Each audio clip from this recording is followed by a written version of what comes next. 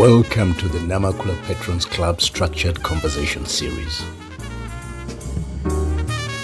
Every last Friday of the month, we come together to explore thought-provoking topics, exchange diverse perspectives, and challenge ourselves to think deeper. From timeless African philosophies to modern-day challenges, from history's lessons to possibilities of the future, this is where perspectives meet, ideas spark, and minds are enriched. These structured conversations are a journey of insight, growth, and connection. Whether we are tackling current affairs, history, philosophy, or everyday challenges of life, Namakula is a space where every voice matters.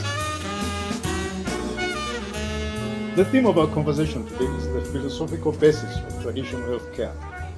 Please join me in warmly welcoming Dr. Yahaya Ssekagya.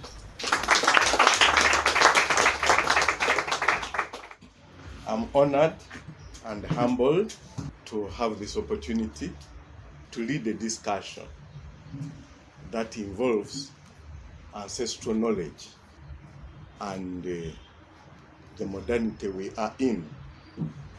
I'm honored to be in the presence of Professor. He has given me this opportunity to be here together. And the question relates to the philosophical basis of traditional healthcare. I can just introduce why that topic in my journey. When I was about 7, 8 to 10 years, around as young as that, I had started healing. I could see anybody, even if we were walking, I could see you and tell you your problem. And then as a young child, I couldn't filter. I could say things the way they are. But fortunately, I could also pick some medicine and give you, and you get better. Now, within that time, I could heal. But genuinely, it was not because I had the knowledge, because I had not acquired that knowledge, but I could efficiently heal. So, as we go along, the question I put forward is, what was in me that was responsible for healing? Because it wasn't the intellect. I hadn't acquired it, but I was healing. So that raises the first question on the philosophical basis of medicine, and then the philosophical basis of healing. That creates a difference between medicine and healing. And when I was about in P4, 5, 6, I had a farm. I was a farmer. At the beginning of the classes, I could attend. Break time, I disappear from school and go to look for what feeds my animals in my farm. And during that time, my farm was composed of snakes. So I had a snake farm. Even the villagers knew if they say snake, call that Yahaya. And if I come, the snake would humble itself. And I would pick it and take it to my farm. So the break time, I would go to look for rats to bring it to my farm of snakes. And I could enjoy seeing the snakes, taking in the live rat. So, right now, you tell me to go near a snake, I cannot dare. So the question is, what was in me that was the snakes could identify and humble themselves. So when I reached primary 6, I could now vividly hear voices and see images of people, and I could talk to them. So when I was talking to what I thought were people or responding to voices, the medical fraternity took it that I'm mad. So my parents took me to Mulago Hospital. From Mulago Hospital, that was Ward 16, I still remember. Then I was taken to Butabika Hospital as a mentally sick person. Fortunately, I did not take medicine while at Butabika Hospital. I got a dream that told me what to do. At the end of it, I did not take the medicine. But when I was about to be discharged, I got a message that I would be discharged on the 3rd day. I got excited and I told my doctor, do you know what? You're going to discharge me on the 3rd day. The doctor felt that the boy has become worse. Fortunately, I won't go into that story, but at the end of it, on the 3rd day, I was discharged. 3rd day from when I got that dream. But while there, I got many dreams, and it portrayed what I'm pursuing. But one of the questions that I still raise to myself was that in Mulago Hospital, I was thought to be mentally ill, when actually my gift was coming out and I was to nurture it. But it was misinterpreted to mental illness, and I was taken to mental hospital. So that one also brought in, when I came to understand, brought in a lot of thinking that, okay, Western medicine is not 100% right, because I was misdiagnosed. That gave me the strength to say I should study medicine. Some things conflicted. And within that conflict, I tried to give my version the way I thought it was. And I remember one time I got 30 marks, the lowest, because it was not accepted the way I thought. So at the school,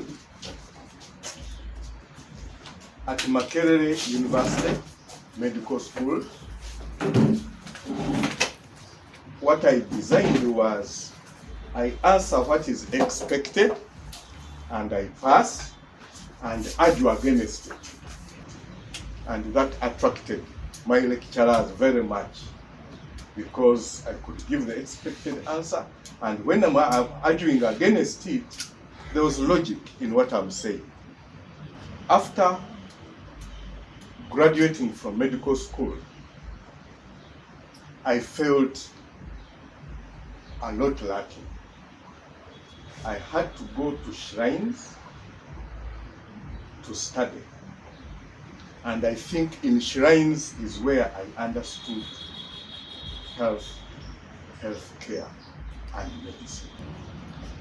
In medical school, I appreciated the principles of medicine. But the practice, I found it in the Masao. That also raised many issues, because in the Masao, there was something lacking. In Western medicine, there was something lacking. And I felt these people needed to link for one to learn from each other. But bringing that togetherness for one to learn from another was not easy. Then I joined the FETA. 1996, we had a lot of HIV/AIDS. And we had traditional healers who were really managing the symptoms of HIV. And I became very good in managing HIV/AIDS symptoms using herbal medicines, traditional medicines. But as I went along, I appreciated that the way we understand disease, health, and illness, we mean different things. And that raises the topic for our discussion today. The way we understand illness, disease, and health from the Western perspective and the traditional perspectives is different. I had a lot of knowledge in herbal medicine.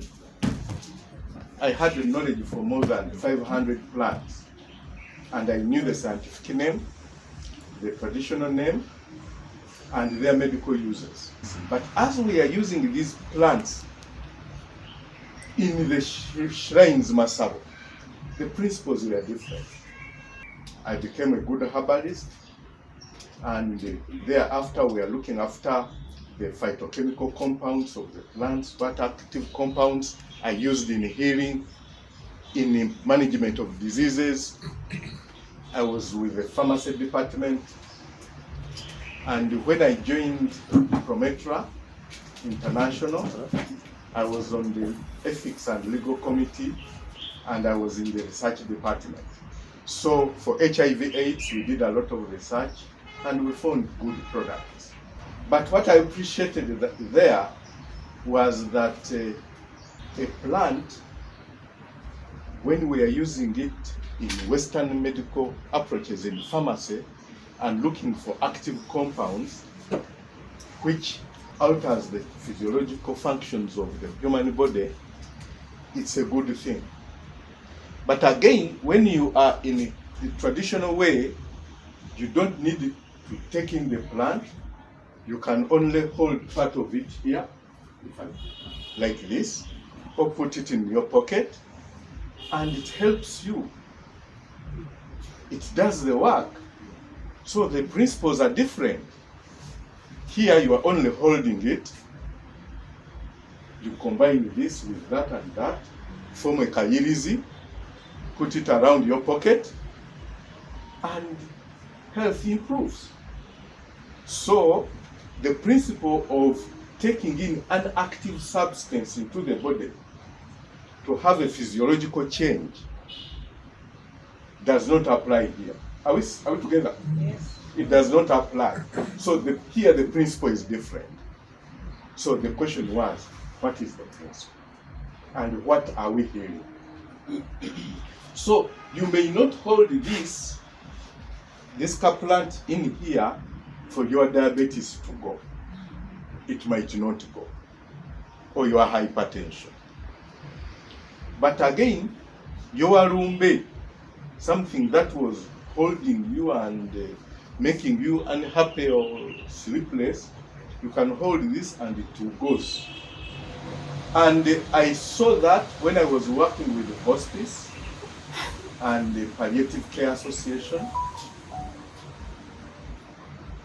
That's prompted me, because people who age, people who have cancer, people who have chronic illnesses, and Western medicine has failed, they are taken to hospice for pain management. Pain management. But pain also, I understood pain to be a bit different. What we manage in hospice using morphine is physical, biological pain. But if you have pain in your soul, that won't go with the painkiller. You need a different approach to pain. So the way we understand the pain was also to me to be defined. So that's why I went for a master's in public health, to understand whether these traditional ways of understanding was really accommodated in the way we understand health. You could say, health, are you healthy? Are you okay? Yes, I'm okay. But you have a relationship problem at home. You can't say you are healthy. You can't say you're okay. And that one, solving it, you won't take it to medical school or Molago Hospital. But again, it's a problem.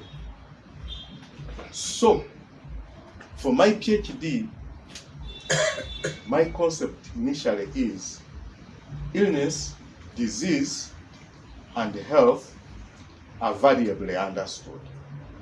My findings in my PhD is that illness, or rumbe is illness in Luganda, oruchi, or rumbe.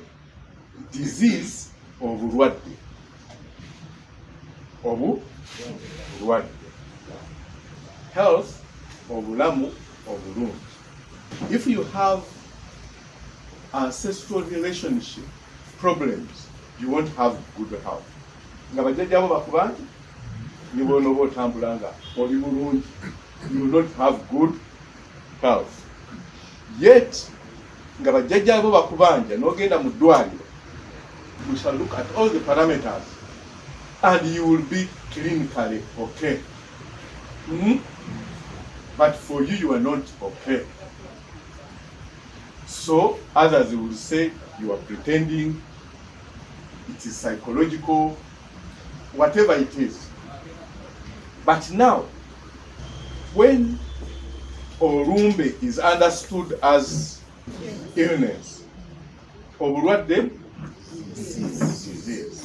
So Western medicine is excellent in managing disease. They are good. But Orumbe, they actually cannot manage Orumbe. Orumbe could be caused by ebijja bya taatawo biyitamu mukoka. Jjajjawo ayagala ogende olongose ebijja bye mukoka aleme kuyitawo. N'akuleetera ebizibu kino, accident n'ekwegezaamu, kino n'okikola bw'oti, n'olwala kiri. At the end of it, you have a headache that is not subsiding. When you go to hospital, the headache subsides. You leave hospital like this, it gets back. So when you come to us in tradition, we shall say, what's your name? I'm this. But who was this? Oh, I was named after my grandfather. But your grandfather is saying there is a problem somewhere. It's not the real one. There is a problem what? Somewhere. So, where is the problem? Then we have Omweso, divining tool, MPG, the way they relate, you say, Jajawa Muzikawa. I don't know. When you go there, you also get embarrassed and say, this is terrible. If it requires mending the Ntana, you make it, you come back, your headache is gone. So, Orumbe is done by a ritual, a practice, or something. It's not necessarily medicine. For Orumbe, that's why the Baganda have it. Orumbe, baluambulula, lukwambala, ne balukwambulula. You get it? Neto sobola kuambulula diabetes. Tosobola kuambulula cancer. Naye olukuba zo ndwadde. Naye Orumbe osobola dukola ki? Basobola dukwambulula. You can do a ritual. And one of the methods I have really found very useful in addressing Orumbe are communal meals. Ebijjulo. Communal meals. Ekijjulo.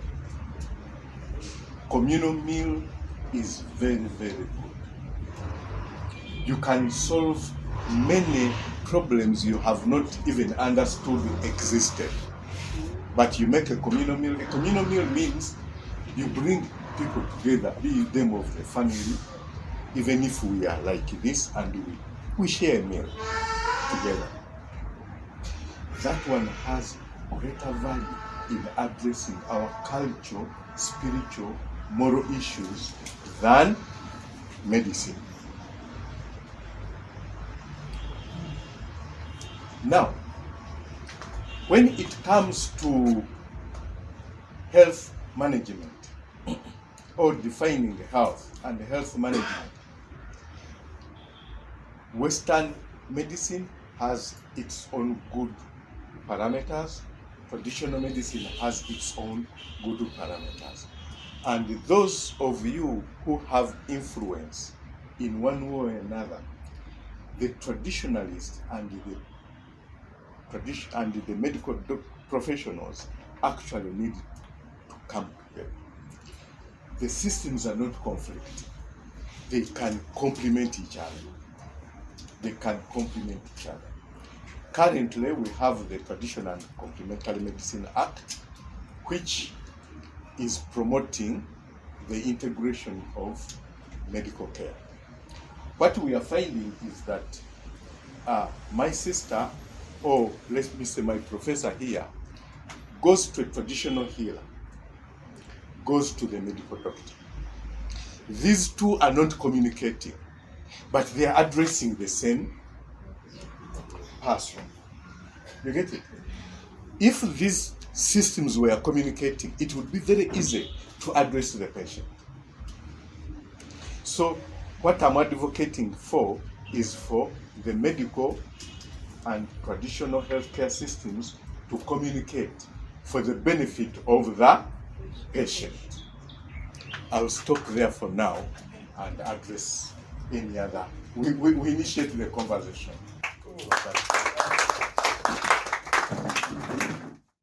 Our guest presenter and host is looking at the traditional and the science, in quotes. I'm wondering, the traditional which he has studied is really, you can say, African. So I'm wondering, is the other religion which was brought here, Christianity, Islam, where we seek intercession for wellness, and we get even documented miracles. For example, in the Catholic Church, someone cannot be declared a saint unless they have performed a miracle which is scientifically identified as a miracle. So my question is it an equivalent seeking healing through prayer? Is it the equivalent of seeking the intervention in the traditional healing? Thank you very much. I think the question is clear. Who can paraphrase it for me? That question. What I personally understood is seeking healing in our religion the same as seeking healing in the tradition. There we are. We are looking at medicine, and then we bring in belief,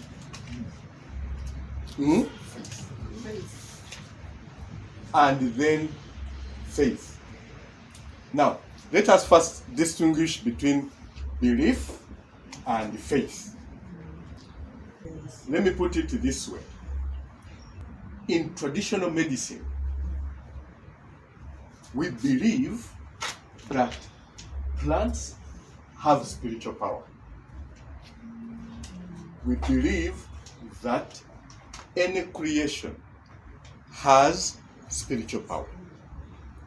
And if you have a spiritual disturbance within a human being, I can use the spiritual power within the creation to reverse, to neutralize the spiritual presence in me.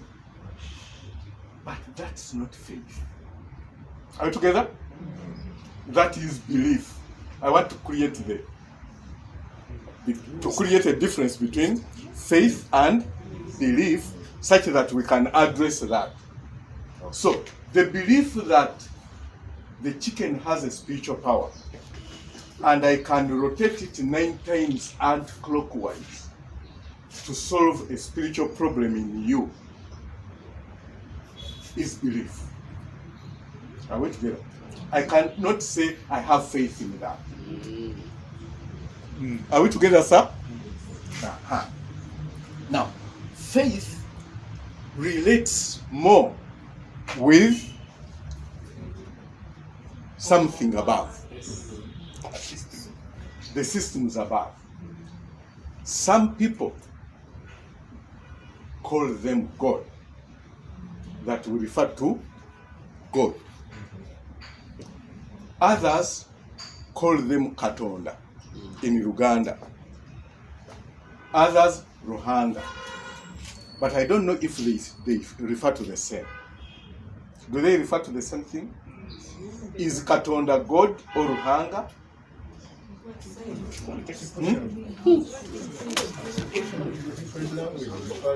Creator. Come again? It's a question of different language referring to a creator. Good. Different language referring to the same thing, the creator. Is that so? Yes. But in reality, look at the chronology of the word God. It does not refer to the creator. The chronology of the word God does not refer to the creator. It is the convenience of expressions these days that God refers to the creator. How about my version, the Almighty? The Almighty. Your convenience. Convenience of expression. And it serves you. But the Luganda word is very precise. Yes. Creator Katonda. Yeah. Mm-hmm. So to me, I insist, I refer to Katonda, but not God. Because when you talk of God, the chronology of the word God, you will be disappointed. It doesn't refer to what you mean. Look it up. Look it up. So now, relating to his question, that how does religion, where you pray to something, somewhere, and a physical, a biological change in your health occurs, where does it come in relation to Western medicine? Are we together? Wow. Western medicine, which I'm proud to be part of, believes, draws its logical approach from the germ theory, that within the body something foreign enters which changes the body. It could be a virus, a bacteria, an organism in one way or another. That changes the physiological functions of the body, and you need a medicine to come and interact with that organism, kill it, such that then the body can repair itself. Are we together? So, in Western medicine, we are talking of antibacteria. If a bacteria is in your body, we should get an antibacteria to kill it.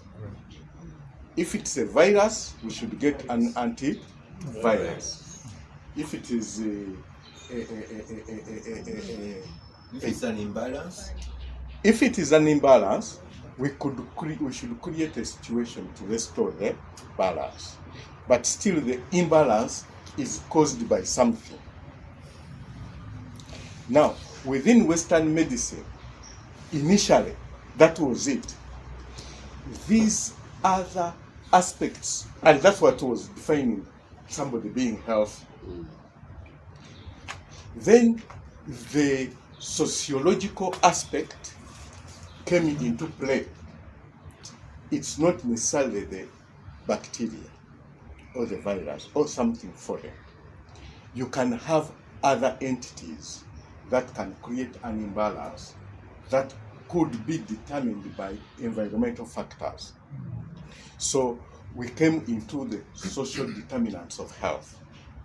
So the other social determinants of health came into play recently to be part of definition for health. But again, earlier, the psycho aspects, the psychosocial aspects had also come into defining health, where the Department of Psychiatry, psychology came into play into the health aspect. But all those, the social determinants and the environmental factors and the psychological factors were not part of the original medicine. So, for your question, we pray to an entity, and we get results. That entity is conveniently defined, culturally determined. Are we together? If you are from a religious community, it is something religious. You can, if you are from religions, let us look at religions per se. We have those who believe in one God, but they don't believe in one God as such. Otherwise, they would be having one religion.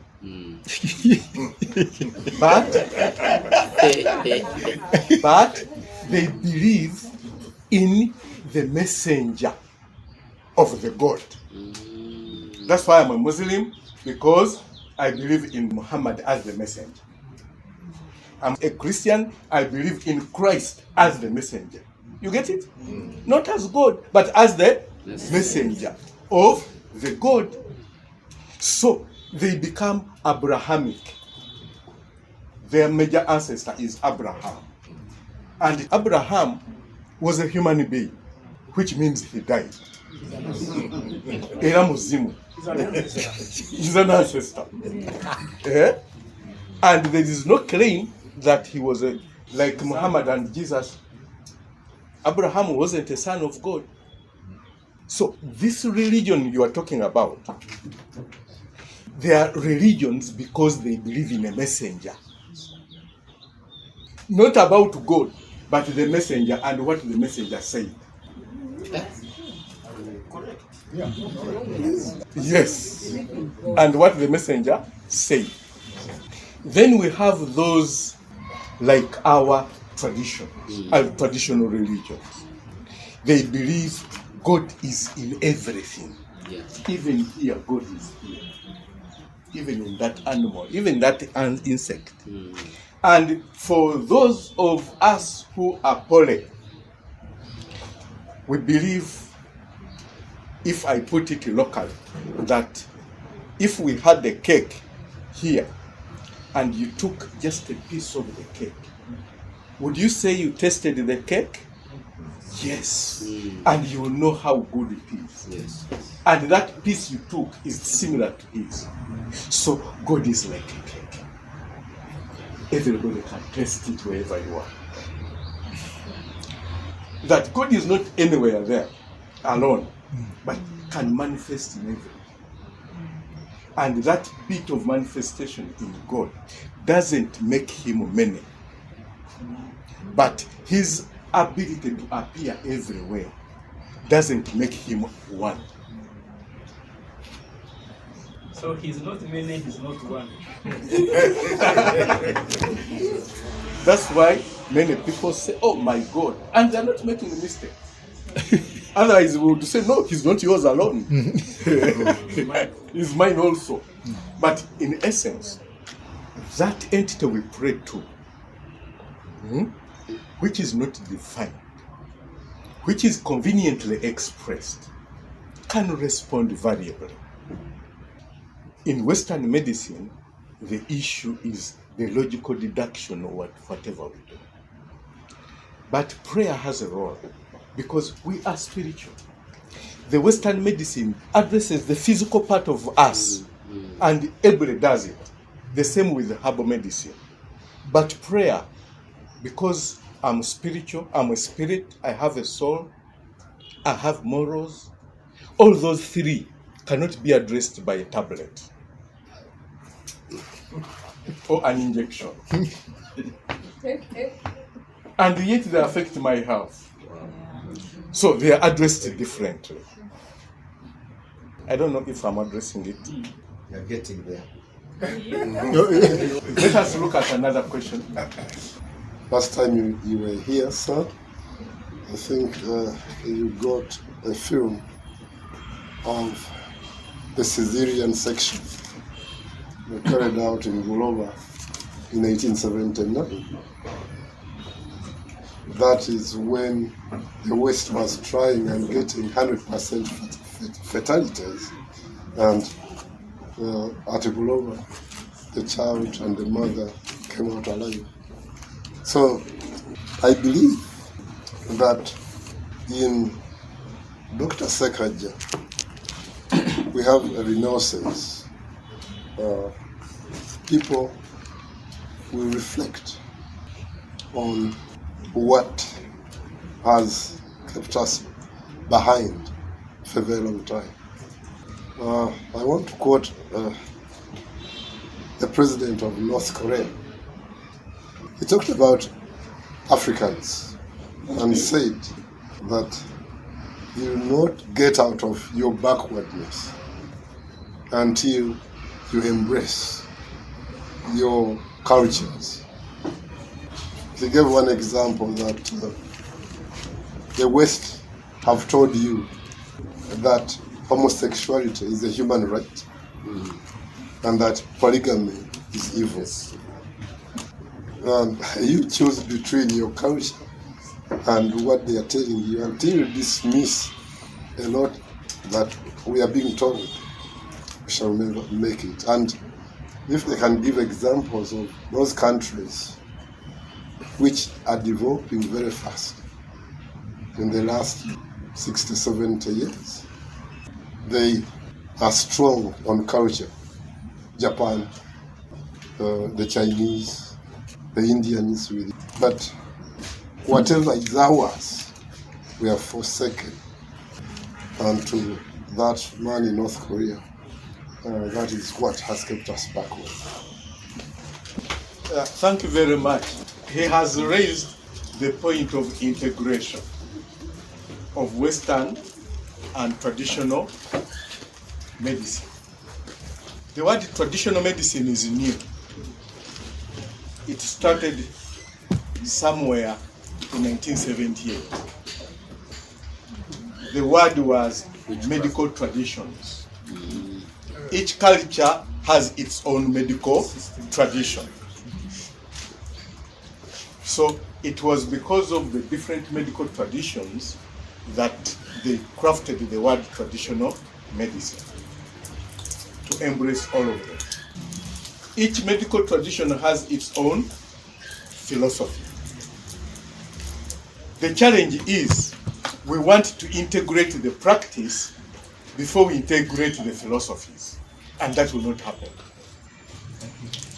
You cannot integrate me, a germ theory person, that a disease is caused by germs,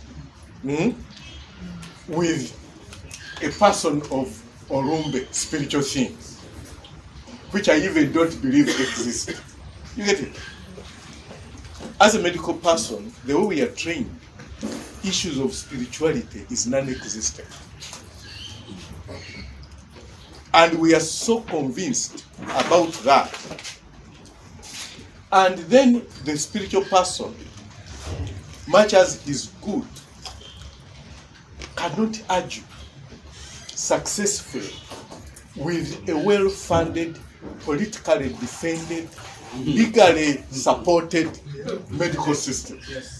But we are happy that it was like that, because it saved the traditional medicine from being adulterated. Our system is still intact. It's not yet adulterated. But for us, within our traditional medicine system, we are a very strong entity, because, one, we know all the religions because we belong to them. We know what Christianity does, we know what Muslims do, but they don't know what we do. So we kuba kusembera naffe tusembera. Naffe tukola ki? Tusembera. But for them they don't know. So we are not inferior in education. We are not inferior in medicine. We are not inferior in theology. For every discipline in the world, Africans were not inferior. But we are also, within our traditional cultures, able. But the outside world don't understand our traditions. So integrating the practice, which we are thinking about, without integrating the philosophies, is missing the point. You cannot say you're going to integrate fire and water without you understanding and limiting the fire and also the principles of fire, and also understanding and limiting the principles of water. That's why fire can heat water. If you understand the principles of fire, you can use it to heat water. So the best we can do as Africans is to understand Western medicine the way we have understood it, and learn our traditional medicine values. Then we shall compare and be able to integrate.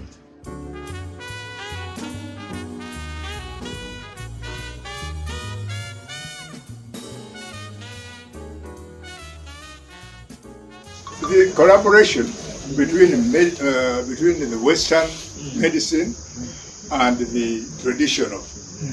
You know, there is a slight problem, probably you know that, about dosage.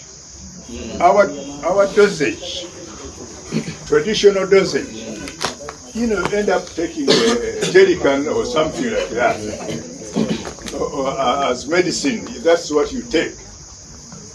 And some people have got, they say, no, I can't take a bucket full of medicine a day. You know? So what happens is they keep away. You can't believe what I am now. I jump and do this. I had a stroke 7 years ago, and I lost this whole part. I couldn't talk for a year. My friends know this. I was advised by my good lady here, my wife, that let her try out something. And she treated me on traditional medicine. And within 3 years, this is what I am now. She's still I think you can hear me talk. The combination of this medicine and the traditional is very important. Thank you very much. Ladies and gentlemen, we are talking about different things when we talk about dosage. Dosage, the word dosage only relates to what is poisonous.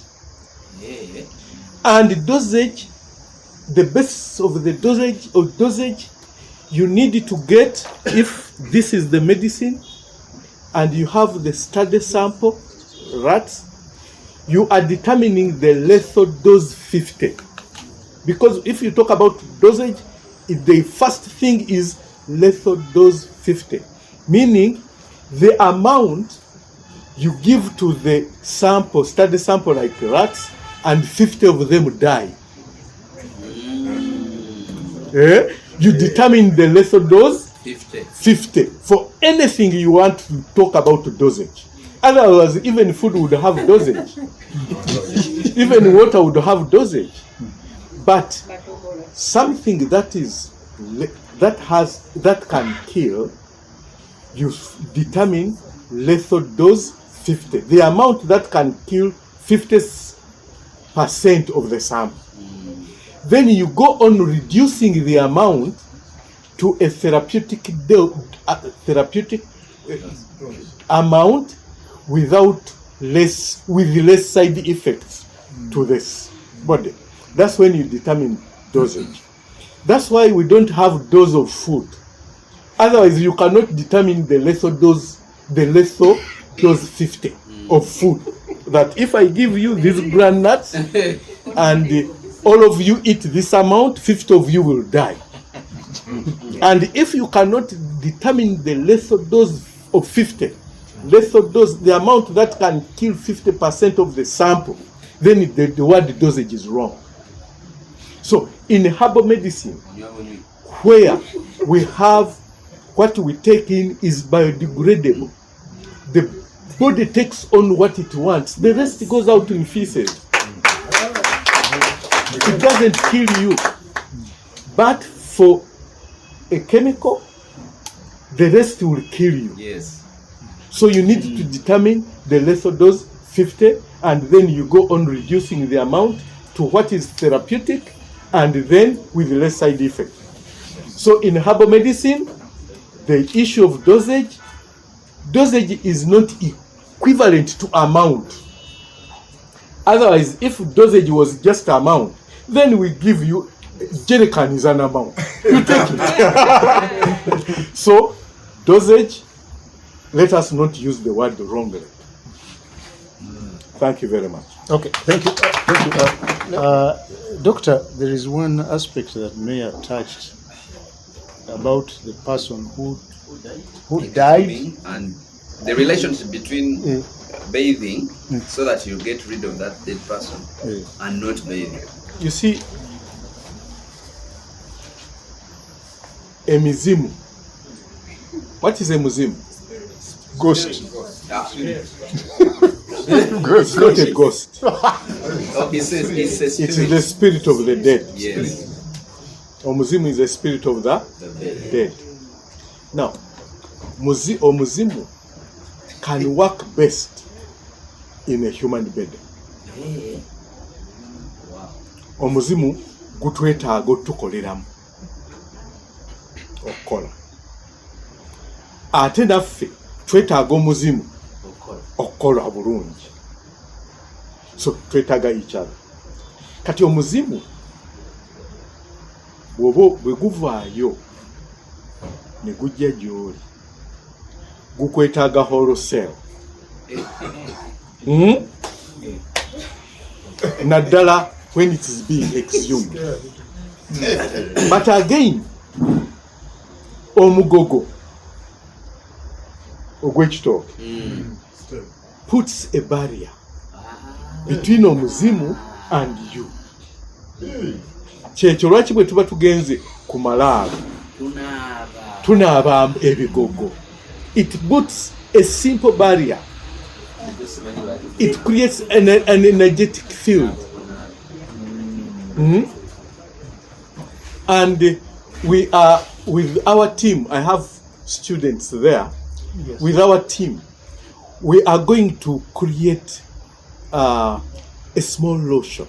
Wow. It will be made out of this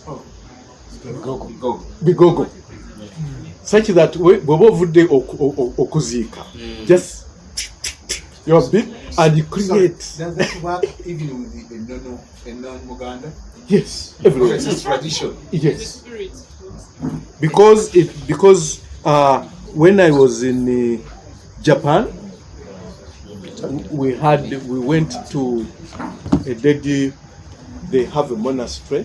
It was with dead people, those Japanese high-class people. Yes.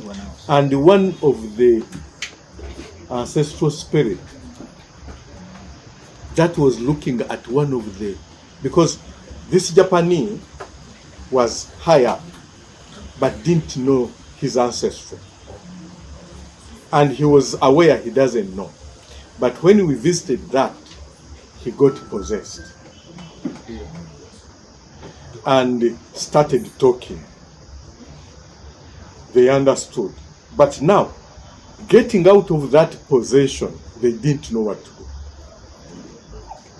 Fortunately, I was there and I did the magic.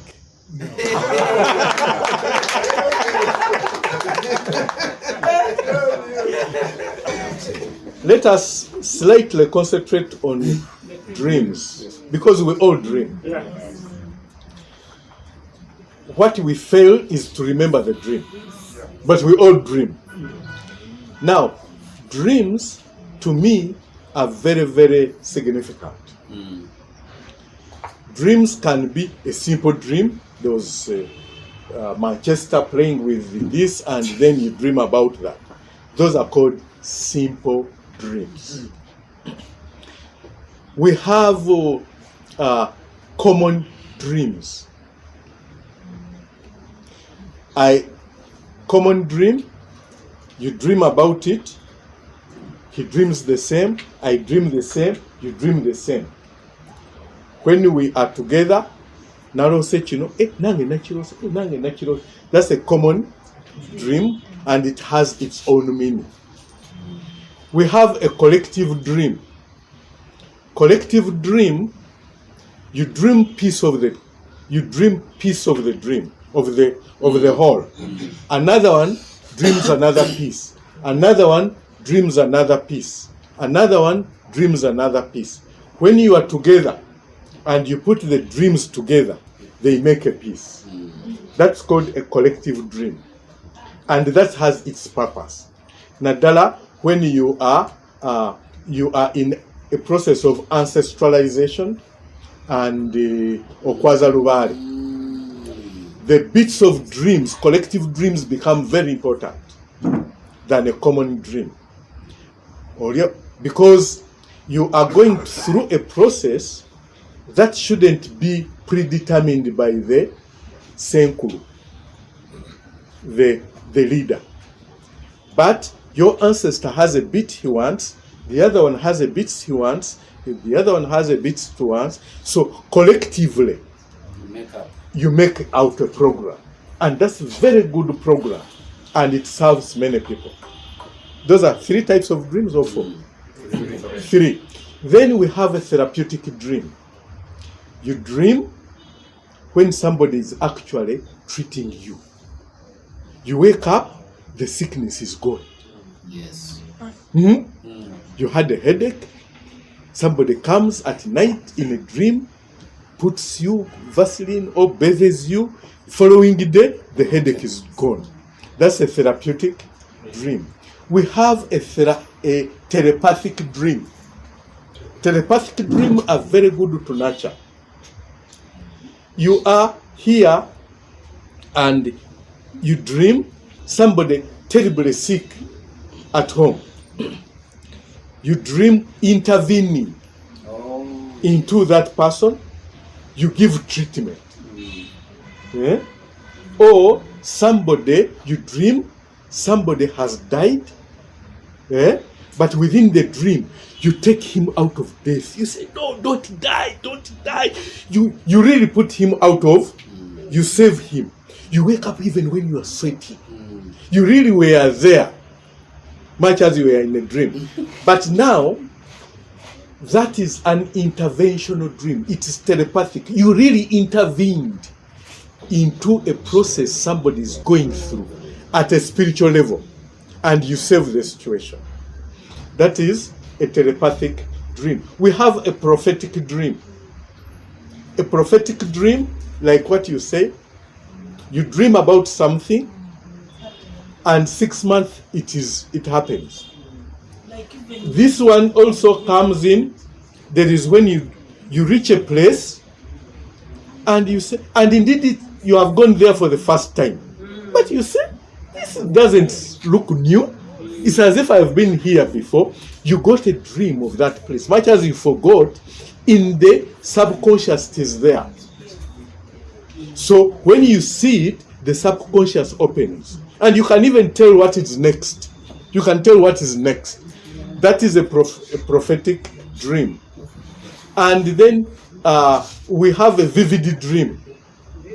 Vivid dream. This is a dream where you actually dream fighting, possibly a dog. You wake up in the night, you find a dog, and you really wrestle with it. Physically wrestling with it. When in reality you are dreaming, and then, but physically you are wrestling with it, you get out, you go back to bed, and you sleep. You wake up in the morning, very dirty. But what happened? Or you wake up, you dream, going to the kitchen, you put on tea, you actually take the tea, and you go back to sleep. Others call it sleepwalking. Those are kind of vivid dreams. So when you dream and you come to me, first of all, I take in the dream, write it properly, and categorize it. Is it a vivid dream? Is it a therapeutic dream? Before you put these categories, the dreams will confuse you. So dreams, once categorized, are very informative. Thank you very much. I want us to acknowledge what a rich, moving, and deeply illuminating conversation we've had this evening with Dr. Ssekagya. Please.